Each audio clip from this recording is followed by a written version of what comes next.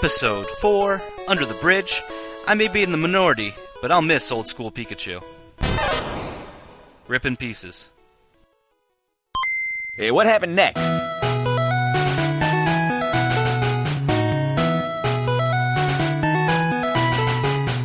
Hello everyone and welcome to the latest edition of Under the Bridge. I'm your host, Alan Sutterlin, also known as Dubulous. And here with me as always, it's Matt Sybeldon. What's up, guys? Also known as BearsFan092, and Oliver Valenti. Howdy. Also known as Smith_optional. Well, as always, we've got a great show on tap for you. We'll talk about the newest game in Pokémon X and Y. There are some rumored rules out for the 2014 season, finally. Possibly only the Kalos decks will be eligible. We'll talk about that. We'll also talk about our first impressions of the X and Y metagame, including a segment on Fairy type. That's definitely a huge change that we're going to get into later on the show. But first, we'll talk about the big story from the past month, and that was the first regional of the 2014 season. I had a blast. We were all at Philadelphia. We were. Yeah, it was a very well-run tournament this year, even better than last year. I agree, and it's such a large regional. I'm amazed that we got anything done on time this year. We got out. Top Cut was done by like 3 o'clock in the afternoon. I think it was the fastest it's ever been. Oh, well, Top Cut started around 3, yeah. 3:30, actually. And then I think it ended around 6, which is about as good as you can ask for a tournament like that. It's about a full hour earlier than the year before. There were 191 masters in attendance. Very large tournament, though not enough to get to the top 64 CP. We all were there, of course, and we all, of course, had some different experiences. Matt, you managed to get top 4. Yeah, I kind of wish I was talking to you from at least a top 2 position, but, you can't really scoff at a top 4 finish in 90 CP. Well, you were trying to defend your championship from last season, so maybe it's a disappointment for you? Oh, it is. Oh, right now, anything less than first is kind of a disappointment, but you got to be realistic and, realize that I did all right at the end of the day, and I'm still kind of dealing with a loss of sleep over what I did, but overall, I'm pretty happy. And maybe that'll motivate you to start going to some other regionals for a change. Well, I'm already confirmed for Virginia, so I'll be there. Sorry, Oliver, you could go ahead. Oh. Hold on, I'm sorry. Let me close a window. Rough neighborhood, huh? More like ambulances. Too bad. All right, well, Oliver, you were talking? Sorry. No, I just want to say that even if Matt didn't defend his regional, I'm glad that Michael did. It's kind of a cute little thing that 2 people won this regional in the past 3 years. See if we can keep that one up. Yeah, Michael Lanzano ended up winning. You lost to him in semis, right, Matt? I did, yes. And he played very well. He pulled out some new technology, Smackdown Tornadus, which isn't that new considering, I think, was it Sandman who had it at Nationals? It's been around. Well, it was Thunderous but it actually nailed Rotom, who was really popular in this metagame, and then followed it up with a Landorus, Therian, Earthquake, so that was pretty cool. Yeah, that's pretty neat. Well, Oliver, how did you do at regionals? Well, I finished at a very impressive 39th overall with a 5-3 record. Highly enviable finish. Any CP? I got 10 CP for my trouble. There you go. I'm very pleased. Very pleased. Well, I talked over you again. I don't mean to keep cutting you off there. Oh, it's fine. It's all good. So I had a horrible experience there. I tried to running a Trick Room team without a Trick Room user. I recommend if you're going to run Trick Room, actually having the move on your team. It's a good idea. Yeah, did you just forget the move? I just registered the wrong team. I registered too much setup, so it was like I could either use the setup with Hariyama with Fake Out, Hariyama with Fake Out, or Amoonguss with Rage Powder. And instead of using one or the other, I used both. And omitted the Reuniclus. So that was it was not a nice surprise when I went to go play my first match and saw I couldn't do anything I wanted to do. Yeah, that's really, really rough. I mean, we talk about strategies, not going the way we planned. I think that might be the king of it. Yeah, it just was. Yeah, it wasn't good. But I had at least a rain backup element, so it wasn't a complete failure. But my goodness, Where'd you finish on the day? it was 116th Strong. with a 3-5 record. Yeah, it was not my best showing. Did you do better or worse than Adam Bojak? We tied on the record. Oh God! But yeah. For the record, for anyone who may not be aware, our good friend Adam Bojak was running mono electric. So you tied with mono electric. Yeah, well, it's a strong strategy. There's no ground types. He also doesn't really know how to play Pokemon in the technical sense of the word. So there's that. He's getting better. He is improving. He is.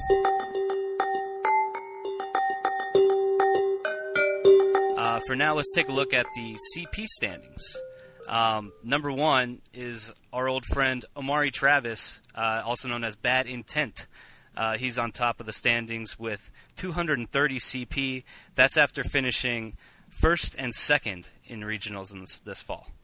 Yeah, perhaps emphasis on the old there, because he is not like, I mean, when I joined this game, he had, I think, since retired, and I played in like 2012, 2011 maybe, and he just came roaring back and just completely crapped on 2 regionals, completely out of nowhere. Very, very impressive. Very difficult to do if you're out of practice. Yeah, just congratulations to Omari for being good at this video game. He's also like really high level Street Fighter Cross Tekken, so he's good at those reads, and I wonder if any of that transfers over to Pokemon. Well, the pacings of the game are certainly different with live action versus role-based, or role... Turn-based? Turn-based, Yeah, that's what I meant to say, yeah, turn-based.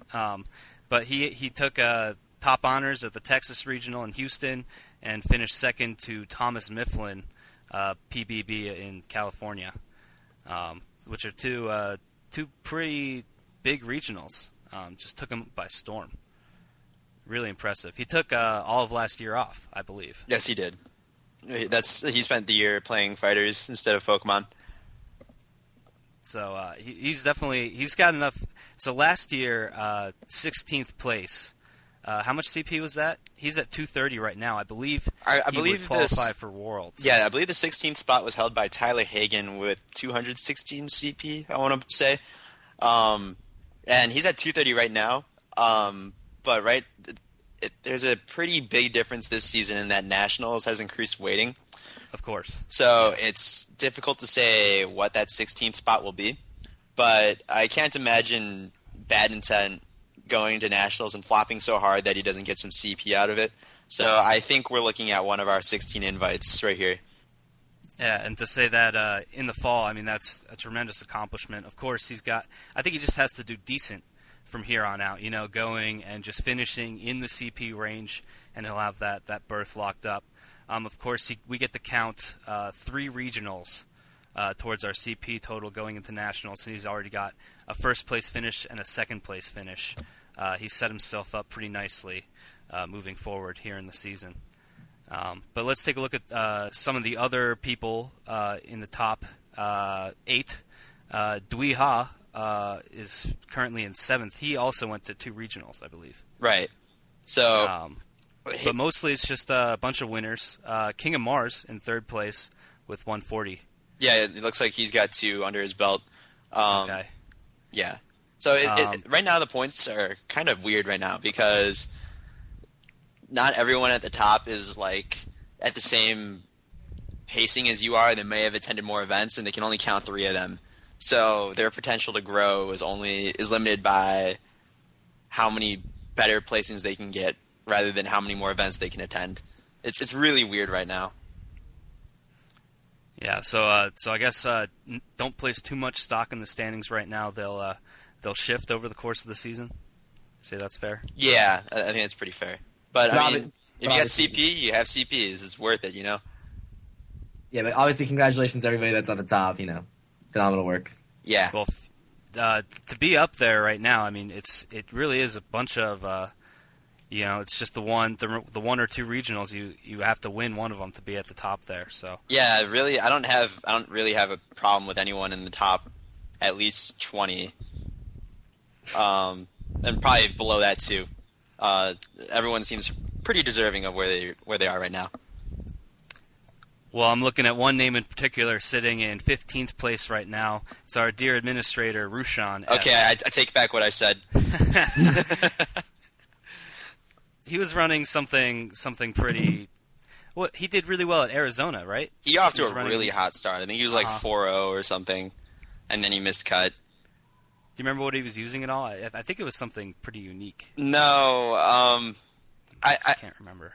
I get the feeling that it was a trick room gravity hypnosis type thing, like Sybeldon with Sharna, which is actually pretty devastating if you don't know what it does.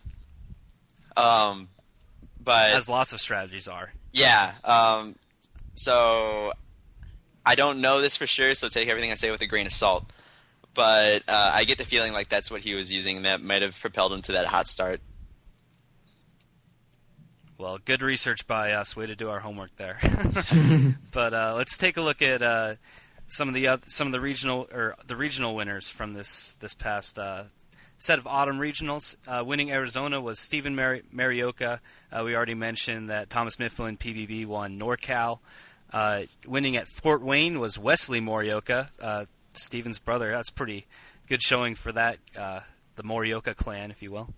Michael Lanzano, of course, won Philadelphia, and Amari Travis, who also mentioned Bad Intent, winning Texas there. So what are some of the notable things you take away from the autumn regionals? Well, I'd say the metagame was actually fairly similar to Worlds. I think played at a lower level just because we're not at Worlds.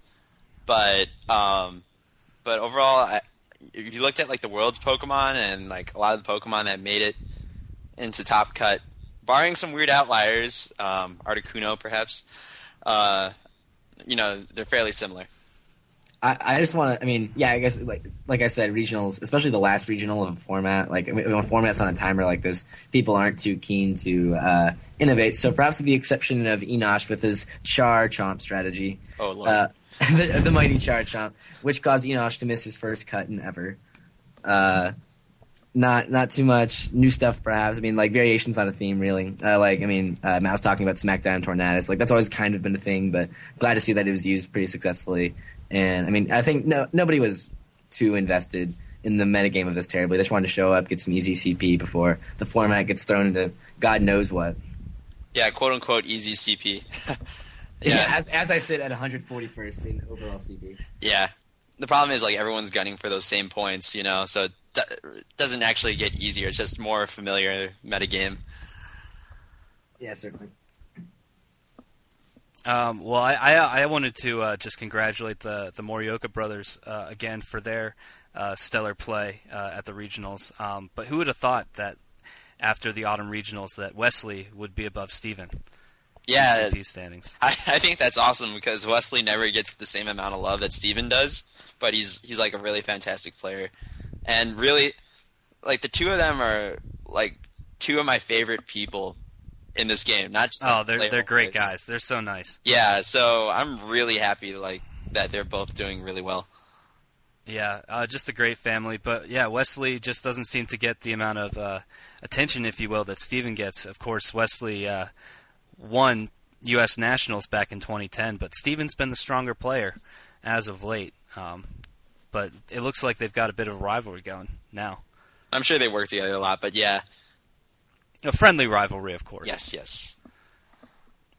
Something else I wanted to talk about was it seemed like there were a bunch of older players coming back to the game. Obviously, Amari being one of them, one of the most notable ones. But the California regional, it seemed like it was a 2010 result, the top four there. Yeah, I'm also really happy to see Omega Donut, Mike Selesky, back in the fold. He's always really, really good.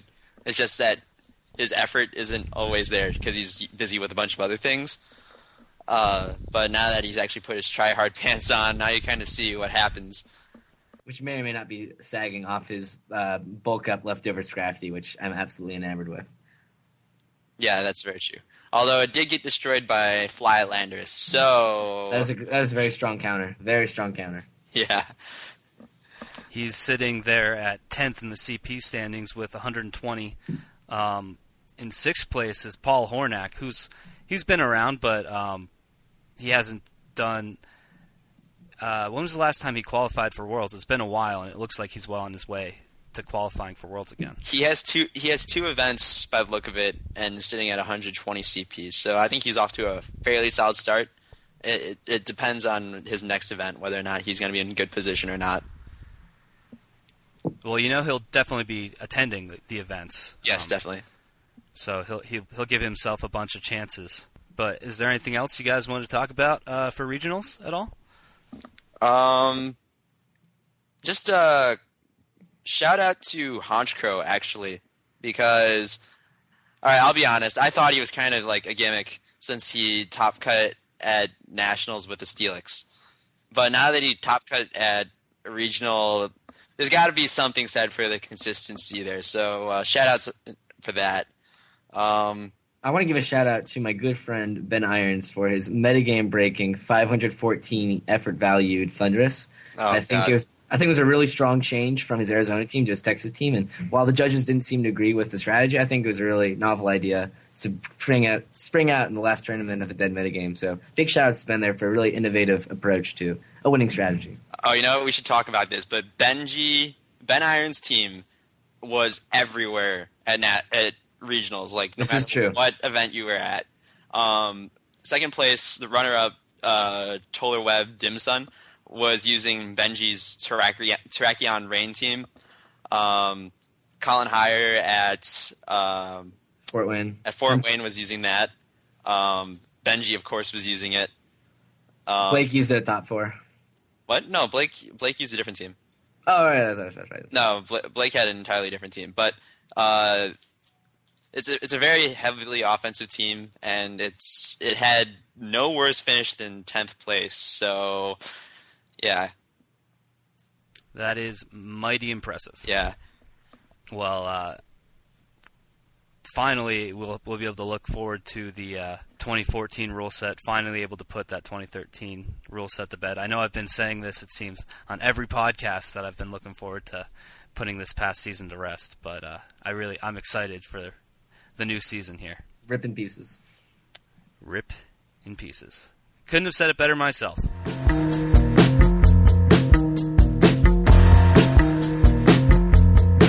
Looking ahead now to X and Y, there's an article posted on Nugget Bridge recently outlining some rumored rules for the 2014 season. It's exciting stuff. Of course, we have to say, for official sake, that this is just a rumor. We don't know anything for sure, but at least we have a guideline. It's basically the same as last year, except the only things that you can use are things that you can catch in the Kalos Pokedex, which is a pretty big deal. Yeah, the Kalos Dex, the raw numbers come out to 451 Pokemon in the Dex, which means less than that, considering there's some omissions because of Legends and not fully evolved Pokemon and such.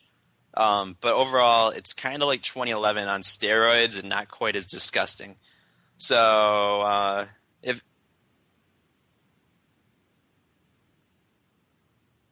Right, exactly, which is why it's definitely a step up from 2011 or a step down from 2013, depending on how you think of it. Half full, half empty. Yeah, so, but really the interesting thing is, like, a lot of the Pokemon staples that we got used to over the last 2 years not being there. Well, let's take a look at some of the notable omissions there. I'm just looking at the article posted up on Nugget Bridge by Firestorm. Arcanine, Bronzong, Cresselia, that's a big one. My favorite to use, Dusclops, Excadrill, Empoleon, so Dewey will be disappointed. Gastrodon, another big one. Heatran, Hitmontop, of course. Jellicent, there's the list goes on and on. Jellicent. Metagross, Misdreavus did well. Enosh was having success with Misdreavus there. Raikou, Registeel, Swampert, Terrakion, Togekiss, Volcarona, and perhaps the biggest one, Thunderous. Yeah. It's quite a list there. Landorus, Latios, and Latios. My goodness. Yeah, this is. I mean, I'm glad that Thundurus doesn't exist because I like as I think I learned this weekend above all else. Like this, it really is truly the best Pokemon in the metagame that we were previously in, and I'm not at all mad that I don't have to deal with it anymore. Well, you still have to deal with Prankster Swagger Thunderwave. That's on 2 Pokemon. Thanks be to Klefki. And Meowstic, yes. Oh god, Meowstic. Mm-hmm. I think Klefki's going to be the stronger of the two, just because Steel Fairy typing is pretty phenomenal. But yeah, but we can talk about that later. But really, the thing that strikes me is we don't really have that many good Trick Room users. Like a lot of the ones that we relied on got killed. Cresselia gone. Jellicent's gone. Even Musharna, who is like Dusclops? Well, Dusclops is gone. Bronzong is gone. Musharna, who's like the weaker Cresselia, although with a bit more offense, I believe, is also gone. So you're kind of left with like Aromatisse, if that's how you pronounce it. maybe Something like that. Which actually has a pretty cool ability that is like a permanent mental herb. But Trick Room takes a hit under this rule set, which makes me a little sad. Well, you could still use Reuniclus. Oh, One of good. my This favorites. is true. Yeah. It'll always be Gothitelle. And Gothitelle. That's a good point. But it definitely, the options are definitely limited. Cresselia is probably the most common of the Trick Room users, I would say. And, oh man, that thing was just such a thorn in my side. I'm not disappointed to see that one go. I think the thing I'm going to miss the most is Jellicent, because Jellicent is just a fantastic, phenomenal Pokemon that does not break our metagame. It is just because you can do the Water Spout thing, you can do the bulky thing. It's really not all that threatening by itself. It really just has like a balancing effect, I think. And I'm glad I'm sad that it's gone. I agree. I think it was healthy for our game, and now it's not here. Yeah. Even though Gastrodon is biggest, I mean, I'm doing air quotes, but counter is also gone. Yeah, well, who cares? Yeah. Fishy cares. But yeah, that's true. Rip Frank. So, well, is there anything that can really replace Jellicent's spot? What are some of the poor man's Jellicents, if you will?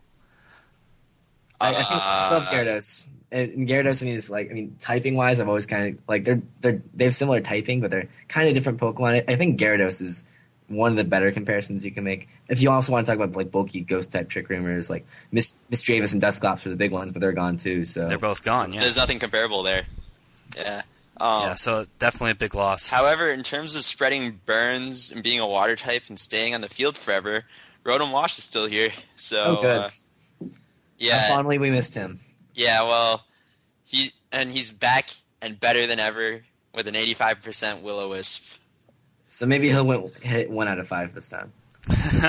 Yeah, something like that. But he also got Thunderbolt nerfed a little bit. And Hydro Pump nerfed. 5 BP there. Hydro Pump was a 10 BP, right? 10 Yeah. BP nerf? Yeah, that's true. Hydro Pump might matter. Thunderbolt, I don't think changes too much. I have to check calculations. Well, we'll get into the complete list of mechanics changes, because there are a bunch of them. A bunch of little tweaks here and there. But I wanted to get your guys' opinion on what kind of things you have your eye on to use looking forward. I've always been a big fan of like Rotom Heat, Blake Hopper, Mr. Bopper, who got top 4 at Houston. The team he was using, I was like, that's a me team. We were joking about like how I pretty much built it, and it had a Rotom Heat because Rotom Heat's always been one of my favorites. But I never just found the occasion to use it in 2013. But when you look at the Pokemon that we can't use anymore, Rotom Heat looks a lot better than it used to be because there's no Thundurus, which kind of occupies the same spot that Rotom Heat typically does, and every good fire type is gone. Heatran is gone. Arcanine, I'm doing air quotes again, is gone. Infernape, I'm really doing air quotes, is gone. Magmar is gone. There's Ninetales is gone. Volcarona's gone. Volcarona, certainly. Ninetales, nothing's good that really occupies. And fire is such a good spot now with it, dealing with Mawile pretty effectively and stuff. So I really am going to go ham on defensive Rotom Heat, I think. It's going to be a pretty cool Pokemon. Yeah, I'm actually kind of on the opposite side, and we've already discussed on previous podcasts Mega Mawile, which is just disgusting because it has that effective 210 base power. It has Sucker Punch, so whatever it doesn't kill you with, it will clean you up with. with Sucker Punch, which is just annoying. It's not overly bulky, but does have Intimidate in its non-mega form, so that might help supplant some of its physical bulk. Definitely one of those Pokemon to keep an eye out for. There's nothing like taking a neutral play rough and watching you lose like 90% of your health. Yeah, that is rough, to say the least. Of course, we should also mention that we don't know for sure if Mega Evolutions will be allowed in the new rules, but I really think they will, if I had to guess. I would be think that very they'll be surprised allowed. if they weren't. Yeah, they don't strike me as horribly broken, because you are giving up an item, essentially. And you can only evolve one. Right. Of course, that's not thinking about like Mega Mewtwo and potentially Mega Latios and Latias. I called it Mega Latios and Latias. That's true. On the second episode of the podcast, I believe you talked about the rumor there. That's a scoop. That's a scoop for you. Yeah. For anyone who may not know yet, some hackers have decrypted parts of the ROM and have found Mega Latios and Mega Latias, which look like literal jet planes. So, they're there, just wondering when we're going to get them. We don't know anything about them, just that they exist. Yes. Right? Yes. But, I mean, I imagine that they'll be an offensive force and probably now a defensive force, if I had to guess. But I can't picture any universe where that is not good. Considering they were pretty good beforehand. exactly. Well, See, there are those things that are that were really good in the last metagame that now have Mega Evolutions. It's just not fair. Well, here's something to think about, though. Part of the reason why Latios is good is because it had that Dragon Gem Draco Meteor, right? Certainly. Well, you don't. That's a good point. Well, first of all, Draco Meteor is weaker, and you don't have a Dragon Gem. So unless that special attack boost is equivalent to a 1.5 times, which it won't be, it might actually be worse than its Mega form, at least from a practical standpoint. I was actually thinking more along the lines of just the bulk it would have access to would be pretty and with pretty strong special attacks, so it doesn't just sit there. But you could a Mega Latios is what I was thinking, because you could get screens up or roost or tailwind or whatever. I think it'd be But yeah, you're right. The Draco Meteor thing isn't as cool, but it's a good Pokemon in and of itself, I think. Yeah, I think going off our extremely limited information, Mega Latios is better than Mega Latios. Oh, I thought they were the same for all intents and purposes. They might be. They look the same. We don't know. Yeah. Yes. Okay. Well, that is my guess. I think they're going to be identical. If that is indeed the case, then obviously Mega Latios is better than Mega Latios, because you would Mega Evolve before you would attack. So you'd want to switch in and have a higher defense. But That's a good point. But you could call that a bold prediction, I suppose. Yeah, we're drawing a lot of lines that we don't actually see yet. carving new frontier right here. Well, we'll probably find out. We'll be able to see if I'm right on the next episode next month.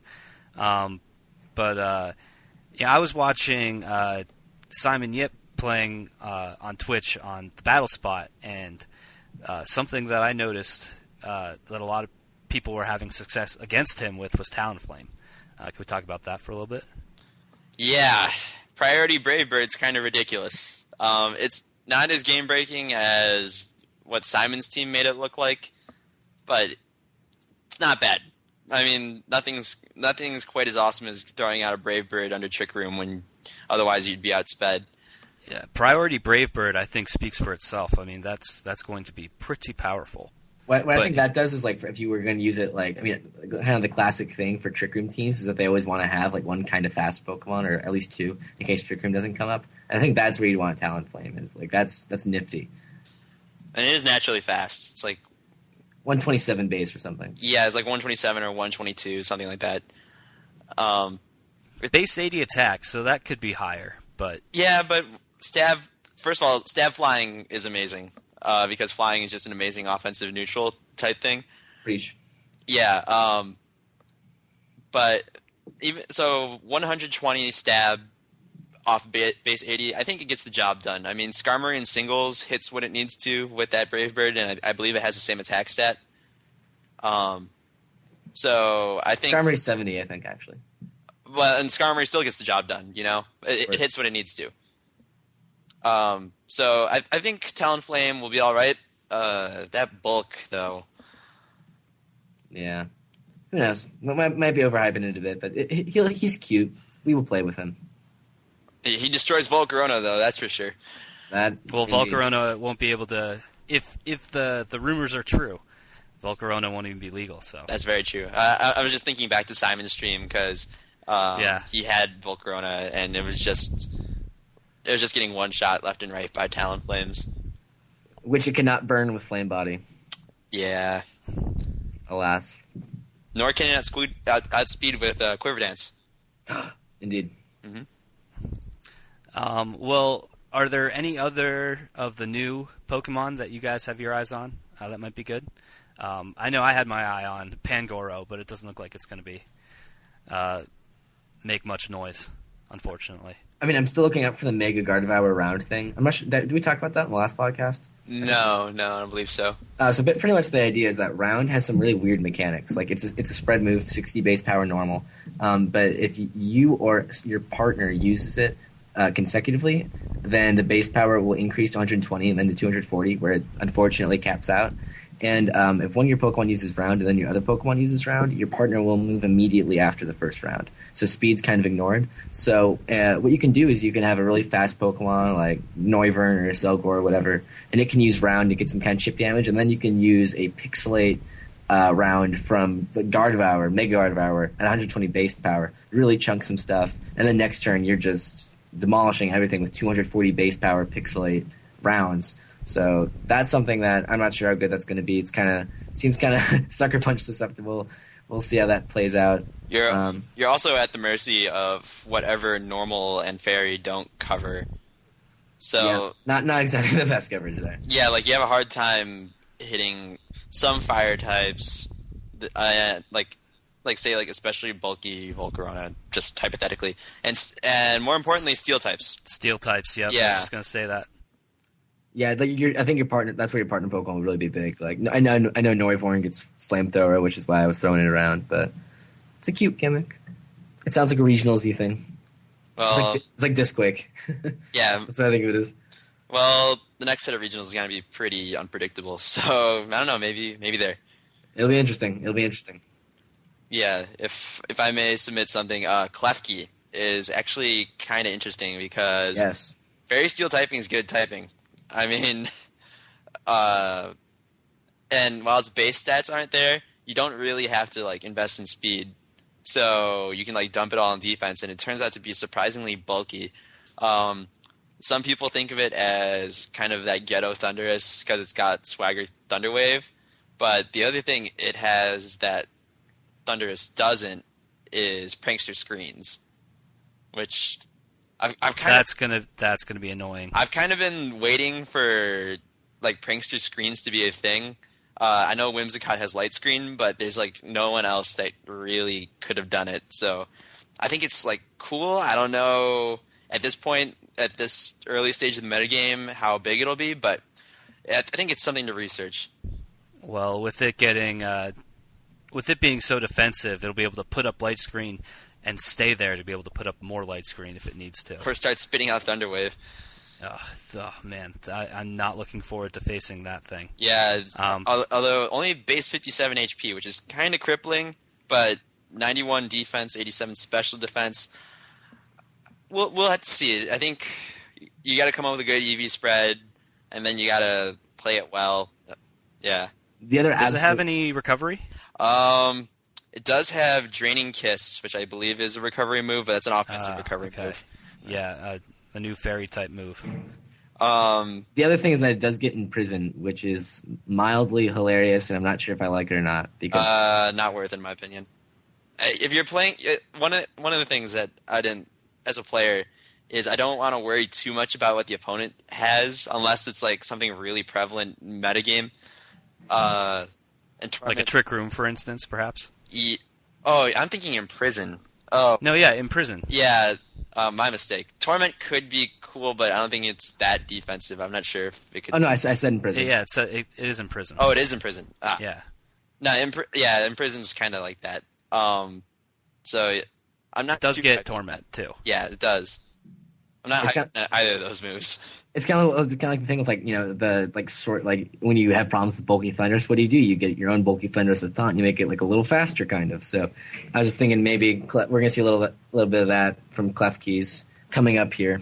Provided Klefki becomes popular enough for that sort of game. Provided Clef Key's actually good. I am of the opinion that it is good, but we'll see. We don't know. I'm on the fence, but it's something to look out for. All right. Well, something that the last 2 months we talked about, have in common are the new type that was introduced with these games, the fairy type. I've been playing since Generation 1, so introducing a new type, it's been pretty tough on me. I still don't quite know the type chart as well. So for all you old farts like me who need to be reminded, Fairy type is offensively super effective against fighting, dark, and dragon type moves, and not very effective against fire, poison, and steel type. Defensively, it is resistant to fighting, bug, and dark type moves, and weak to poison and steel type moves. With it obviously being immune to dragon. With it being immune to dragon, yes, of course. So what do you guys think about the fairy type? It's weird. It's really, really weird. I'm still trying to get used to it. Yeah, I think what's throwing me for a loop is that it interacts with a lot of like the weirder offensive types, like poison, steel, and whereas those types weren't really used that offensively except for like meteor mash and bullet punch, and poison wasn't used at all. So it's really weird. I think really the thing that it hits it's that hitting the fighting, dragon, and dark for super effective. That's really a game changer, and resisting those types. It's an amazing defensive type, I think, and an amazing offensive type. It's just because even though it's weak to poison and steel, I don't think anyone's going to use poison and steel moves still. Well, unless steel will definitely be a thing. Well, there's no Metagross to use steel type moves anymore. I guess we still have Scissor And that's a big Bisharp. one. We have and Bisharp. Bisharp, and Probably not of too much course Flash Cannon. Maw, of course. But yeah, so I mean, I just think there's gonna be a fairy type on almost every team. I can see that. So let's talk about some of the notable ones. We'll start about the totally new fairy type mons. That would be Florges, Aromatisse, Slurpuff, Sylveon, or any of and Klefki, of course, and Deden, Carbink. Yeah, Carbink's I think bad. that's it. Deden's not. I don't think Deden's going to be any. I don't even know if I'm saying that right. The Pikachu looking thing. Ooh, yeah, I think it's pretty. It looks more like Raichu to me, but Yeah. Yeah. A small version of Raichu. That thing. Deden. I'm not really hyped over a lot of the new fairy types except for Aromatisse, and we already discussed Klefki. We already talked about Klefki. Yeah, Aromatisse is it's bulkier. It's really slow, and it's got Aroma Veil as its hidden ability, which prevents Encore, Taunt, mental moves. So I think it's interesting just because of that, but it doesn't strike me as anything as amazing as Cresselia was, although nothing will ever be Cresselia again. Well, in terms of old Mons that now receive the fairy typing, we already talked about Maw-Isle, and more specifically Mega Maw-Isle. We already talked about Gardevoir and Mega Gardevoir. I was most afraid of Togekiss getting fairy type. And it got it. And it got it. Yep. But, again, it's not in the Kalos decks, so it would be ineligible. If the rumors are true, we can't say that enough. So I'm hoping that we won't have to worry about that. Togekiss is annoying, normal flying, and fairy flying is unreal. Yeah, overall, I feel like a lot of the old Pokemon that got the fairy type didn't really get that much better. Well, what about Azumarill is the one I wanted to talk about. Well, That's an interesting electricity still hits it. Grass still hits it. The only thing that it really does better now is take like a close combat better. You know what I'm saying? Or like some sort of strong fighting type move better. So I don't really know how much the fairy really helps it. Well, I think that that can make all the difference between dying and getting an attack off, because it still gets that pure power attack boost. Yeah, what did make Azumarill better, independent of the fairy type, is the new breeding mechanics. Egg moves can now be passed from the mother and father, so there's the whole... We've been talking about this for like at least a generation or two, the legendary Aqua Jet belly drum combo, and it's now possible. So I think that's a buff in Azumarill's favor. Whether I don't really think it's that much better in doubles because it requires a lot of setup, and it's a single target move. But Azumarill did get better this generation. Yeah, it certainly didn't get hurt. I mean, it's still only weak to electric, grass, and poison, which is certainly manageable and has some really nice resistances.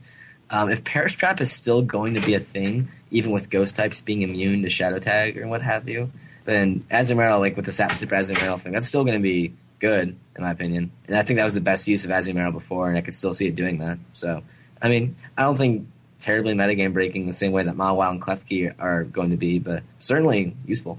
But Oliver, Azumarill won a regional. I know it won a regional. But I just can't... I think we'll see it pop up a lot more here. I definitely think it merits use more than it did last generation. Yeah, I'll buy that. He's a fun one. He's fun. There's also Gardevoir. Yes. Although we talked a little bit about that earlier. Is there anything... I mean, the Mega Evolution, obviously, is the best thing it has going for it there. Right. With Pixelate. Yeah, basically Pixelate is what made it viable. Other than that, nothing's really jumping out at me. Yeah, I mean, it's a really useful type, but some of the Pokemon that got it aren't necessarily amazing. Like, I was looking at Florges just for that special defense, and like it could maybe be sort of a tanky thing, but I don't think it's ultimately going to be anything useful. So it's a fantastic type, but not a lot of things are going to get it. So I think we'll see a lot of the same fairy types over and over again. Yeah. I think that's what's going to happen. That seems accurate to me. But so you were talking a little bit about the new mechanics there. There were a lot of things that changed with the new mechanics. A lot of moves got nerfed. Meteor Mash changed. It got a nerf in base power, but a buff in accuracy. So that's nice. It went from 100 to 100 BP, 85 accuracy to 90/90. But there's still a 20% chance of raising your attack, so... I think most Metagross users will take that. I'll take it. Some other notable nerfs or changes. Hidden Power was changed from 70 to 60, but now it's 60 across the board, no matter what kind of IVs you have. I'm sad about that.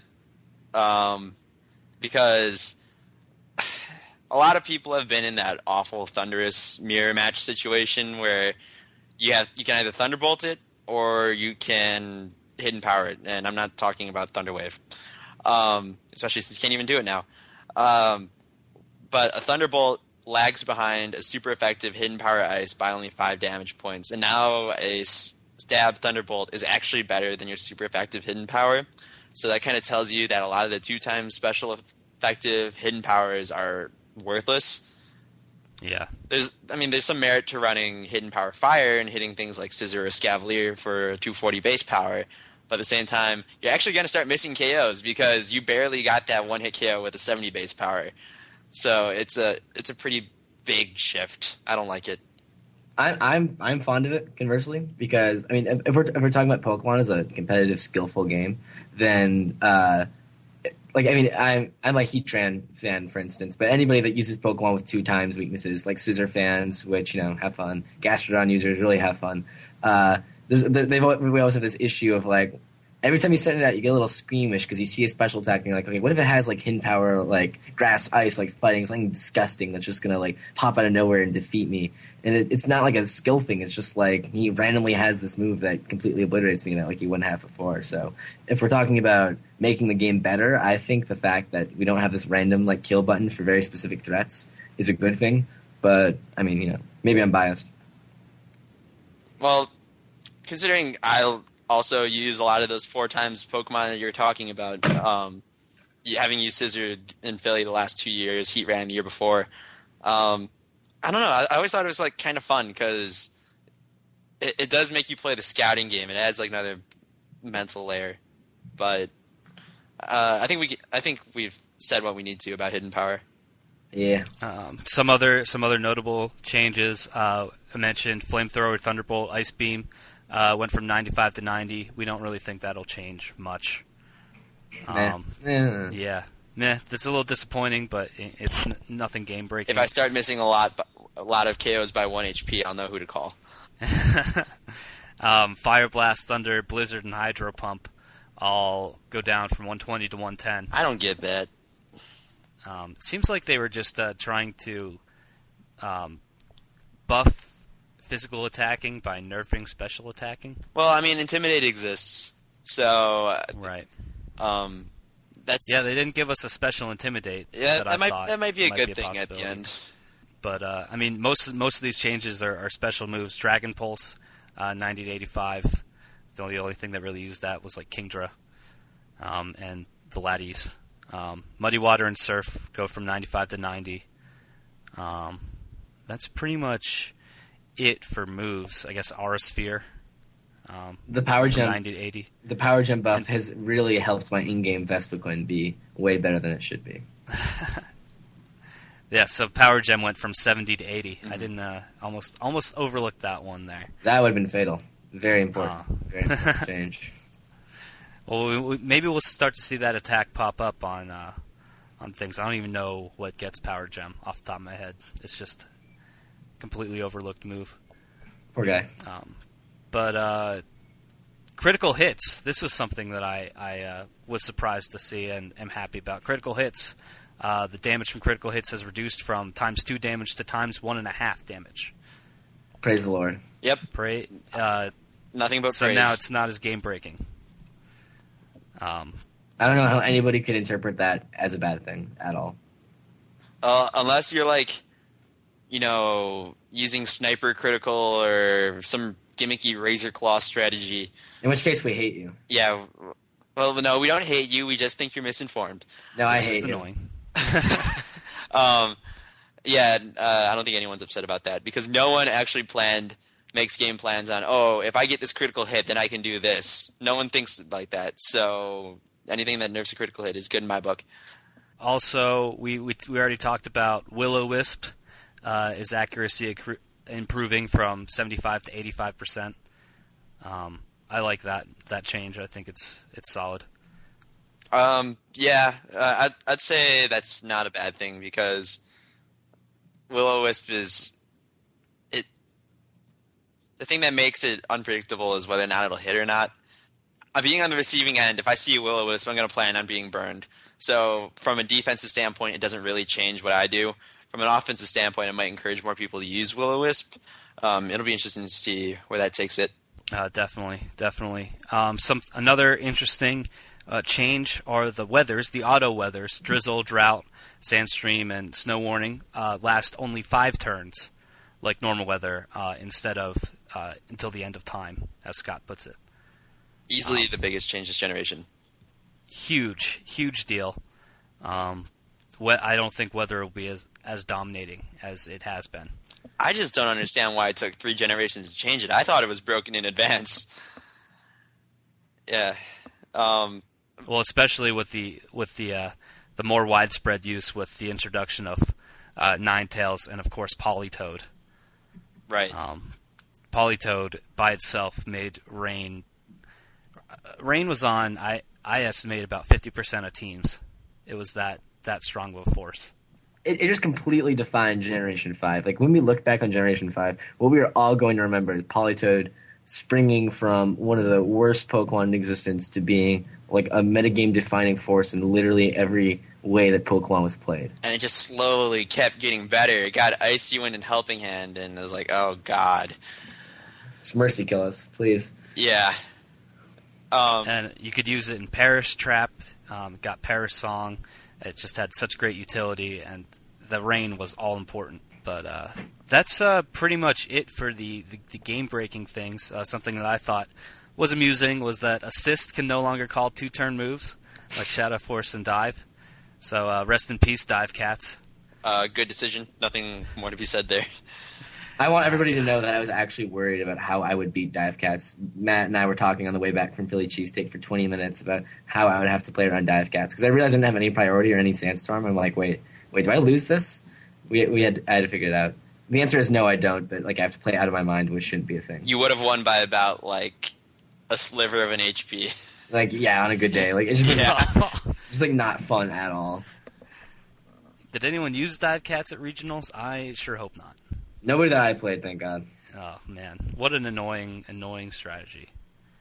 So I'm happy that they fixed that. And also, I guess this is a big deal. Sleep returns to its pre-Generation 5 behavior. Yes. So the counter for Sleep no longer resets. I'm super okay with that. Yeah, that's a big deal. Anything to discourage people from using Sash Breloom, which I will go on record as saying is one of the worst things to happen to our metagame. Absolutely. Breloom's annoying. Amoongus, also annoying. Although Amoongus got a lot worse because Spore can't hit grass types now. That's pretty important. That depends on how prevalent grass types will be, which I'm not really sure. Fair enough. But yeah, it's a nerf no matter how you look at it. Something else that's jumping out at me. Follow Me and Rage Powder's priority seems to have been reduced by 1. So now it's at the same priority bracket as Extreme Speed and 1 below Fake Out. Yeah, that's the big one. Rage Powder, I run Trick Room a lot, and Rage Powder, I relied on that move, and now I can't really do that. Because Fake Out just destroys it. But it's still really good. Like, in your specific case where you would be using Dusclops, you still redirect like taunts and spores, although you don't want to be facing down an Amoongus in Trick Room anyway. So I still think they're pretty good moves. I'm all right with them. But let's say if I wanted to use Reuniclus, another favorite of mine, and now one of the only Trick Room users, potentially. Yeah. You can't use the Follow Me to attract the Fake Out off of it. So. Well, then maybe use that turn for an attack and then give it safety with Follow Me. I'm not really sure. I mean, it's going to be interesting to see how that develops. Yeah, it's tough. Yeah. I think I might have to change up my playing strategy a little bit here. First time in 3 years. But I think that's about it for the mechanics. Was there anything you guys wanted to go over? I just want to say that Raichu now has 110 base speed, which almost makes me want to use it because it has like a kind of fast Encore, and it still has Lightning Rod and like Fake Out. Yeah, and it's like almost good even. So that's my favorite stat change. There were a lot of things that got just little tweaks here and there in their base stats. Yeah, a lot of them are pretty marginal though. Like Name Queen Butterfree, like have fun. Yeah, and slops to Game Freak for making terrain moves. They're just wastes of space, in my opinion. Boom. Let's talk about the terrain moves a little bit because I'm not totally familiar with them. What are they exactly? There's 3 of them. One of them is called Misty Terrain. The other, and then there's like Electric Terrain or something like that, and Grassy Terrain. I might have the names wrong, but the effects are for Electrified Terrain. Any Pokemon that's touching the ground, so nothing with Levitate, no flying types, cannot be put to sleep. So I guess you're being like shocked awake or something. So basically, all Pokemon on the field have like a second ability in Insomnia. For Fairy Terrain, all Misty Terrain or Misty Terrain, right? All Pokemon cannot be hit with status, so it's kind of a superset of Electric Terrain, and it affects both sides. So it's basically like a double-edged Safeguard. So I don't really understand why you wouldn't just use Safeguard. And Grassy Terrain provides like leftovers recovery to both sides of the field that are on the ground. Doesn't really change much, so they're just like useless moves. I hate them. Well, it's interesting to note that all of those moves affect both sides of the field and not just your side. Yeah, that's what makes them suck.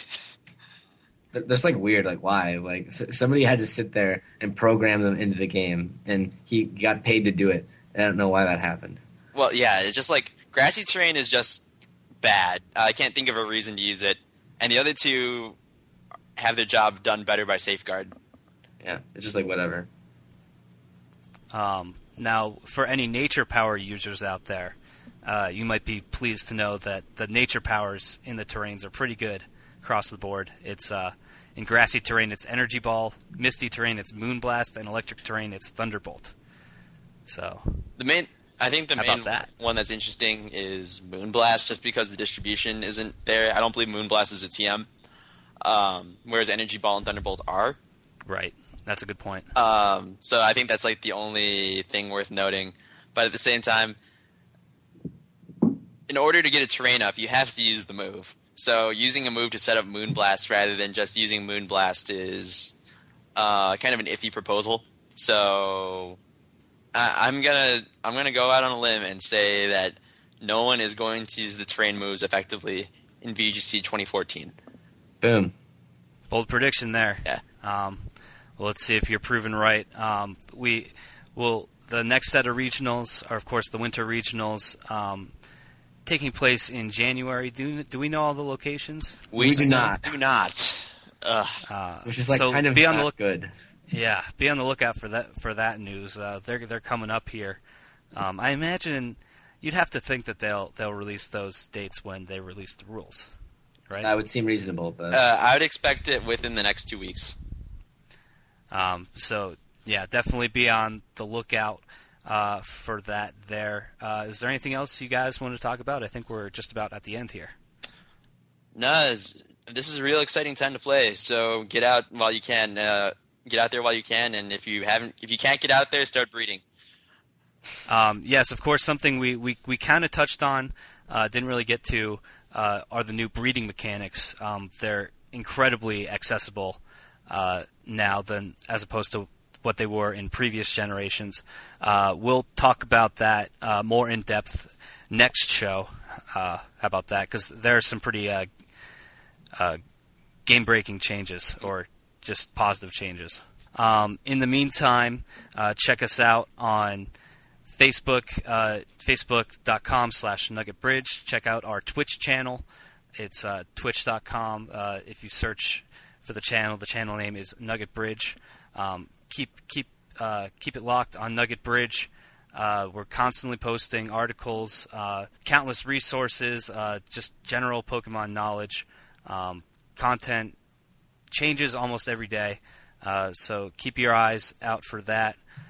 If you want to contact us, ask us any questions, you could do so in the thread there, or you can hit us up on Twitter. I am at Dubs_NB. I am at BearsFan092_VGC. And I'm at Smith_VGC. All right. Are there any closing remarks? It's just this is a good time to play Pokemon. So Indeed. Actually, one thing that I wanted to mention was the Penn State Pokemon tournament coming up. Matt, do you have any information about that? Yeah. Thanks to a certain Mr. Burt Monroe, we will be having cash prizes of around $150 to $100, depending on your placing, along with the Kalos guidebook. It's going to be a lot of fun. I will be there. I will not be playing. I will be sitting in the commentator booth instead. Alex Valenti, top 8? Top 8? Top 8 at U.S. Nationals will be there. And plus, the New York crew / New Jersey has a good shot of coming down, which includes Ben 7000 Rothman, Anash Shakar, also known as Human, and last and least, Cybertron. Just kidding on the least. But it's going to be really cool, especially if they show up. So next Saturday at 11, if you are on the Eastern Seaboard and have a way of getting there, I suggest you do. I will be there as well. I'm not sure if I'll be playing or not. I might have to join you in the commentator booth there. But it's going to be a blast and a half. Also, in attendance will be the second place U.S. Worlds finisher in Lucas Monroe. He'll be there. So if you want to talk to a Worlds finisher, be sure to come out. Of course, I guess Cybertron will be there too. But yeah, we're just trashing him. Like, Cybertron's a good guy, and we just trash him. But What about, will Babytron be making the trip? yes, if Aaron goes, Babby will probably come. Oh dear. So that in the same room will be the top 2 juniors world's finishers from the U.S. I smell a rivalry. Although, for those of you who might not understand why we're so hyped about this is like the first event with VGC, like 2014-esque rules. So it's the first XY competition, so we're excited. And for anyone who might be looking forward to a metagame sneak preview, it might be something. So we're going to be gunning to get it on Nugget Bridge's Twitch, so we'll see if we can get that going. We'll be streaming it somewhere. Keep an eye out on Nugget Bridge for some sort of announcement regarding that. But until then, we'll see you next month. And until then, don't feed the trolls.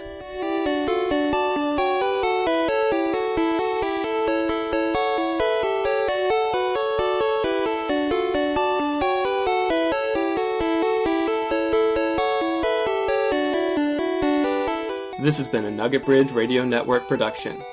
For more information about our podcasts and in-depth analysis of the VGC circuit, visit www.nuggetbridge.com.